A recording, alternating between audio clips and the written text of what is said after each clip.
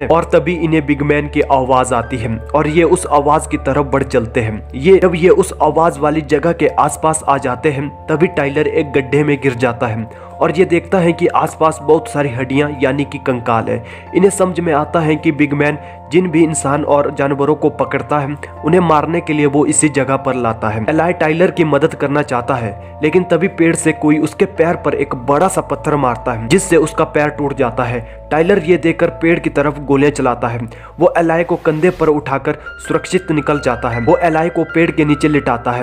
वो जानता है कि उसके पैर की हड्डी टूट चुकी है, इसीलिए उसे फर्स्ट एड देना बहुत जरूरी है, लेकिन उसके पास मेडिकल का सामान नहीं होता। वो एलाई को बताता है कि जिस जगह तुम्हारे पैर पर पत्थर मारा गया था तो वहां पर मैंने अपना बैग भी देखा था। ये वही बैग है जब मैं नदी में पानी की बोतल भर रहा था तो किसी ने उसे चुरा लिया था और अब मुझे उस बैग को लाना होगा क्योंकि उसमें मेडिकल का सामान है। टाइलर एक बार फिर से उस जगह आ जाता है जहां बिग मैन ने एलाई के ऊपर हमला किया था, लेकिन बिग मैन उस जगह पर नहीं होता, इस जगह से जा चुका होता है। टाइलर को अपना बैग यहाँ पर मिल जाता है और साथ ही उसे एक रिंग भी मिलती है और ये वही रिंग होती है जिसे आज से 1 साल पहले नतालिया को शादी के लिए प्रपोज करने के लिए दी थी। ये रिंग देखकर उसके अंदर गुस्सा और दर्द दोनों भर जाते हैं और टाइलर तय करता है कि वो बिग मैन को किसी भी कीमत में मार डालेगा और वो वापस एलाई के पास आ जाता है और उसको पैर की मरहम पट्टी करके उसे सहारा देकर धीरे धीरे बिग मैन के इलाके से दूर ले जाता है। ये दोनों के दोनों नदी के किनारे रुकते हैं और अब रात हो जाती है।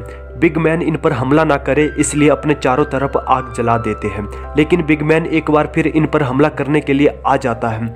एलाई उस तरफ टॉर्च जलाता है और टाइलर गोलियां, और इस तरह से बिग मैन यहाँ से भाग जाता है और सुबह हो जाती है, लेकिन ये दोनों यहाँ पर फंस चुके हैं।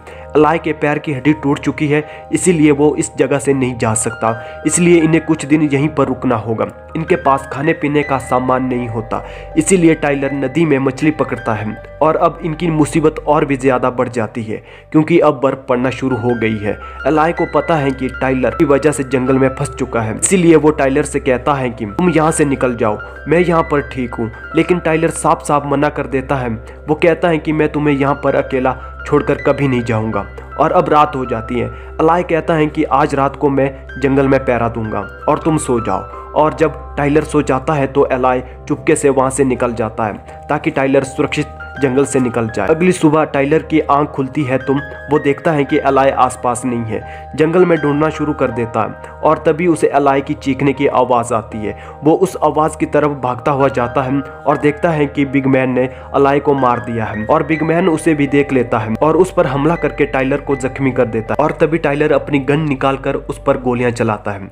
गोलियों के डर की वजह से एक बार फिर बिग मैन भाग जाता है और अब टाइलर फैसला करता है कि वो बिग मैन को किसी भी कीमत पर जिंदा नहीं छोड़ेगा, इसीलिए वो बहुत से हथियार तैयार करता है और उस जगह आ जाता है जहाँ एलाई की गाड़ी होती है। गाड़ी के आसपास बिग मैन को मारने और पकड़ने के लिए ट्रैप लगा देता है और लकड़ी को गाड़ी के हॉर्न में फंसा देता है, जिससे लगातार गाड़ी का हॉर्न बजना शुरू हो जाता है।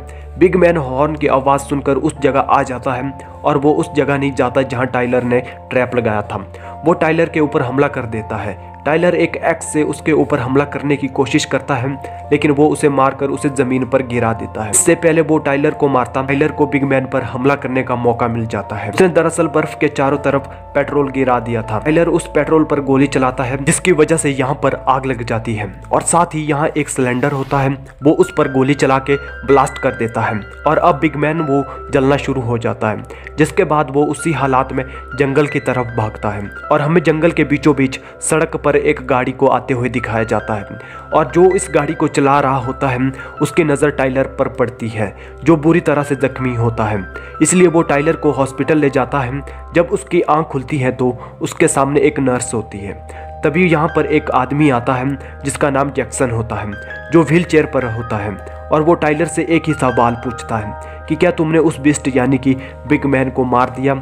टाइलर कहता है कि मैंने उसे चाकू से मारा, गोली से मारा और फाइनली मैंने उसे जला दिया। दरअसल जैक्सन को भी बिग मैन के बारे में पता होता है और उसे अभी भी यकीन नहीं होता कि बिग मैन मारा गया।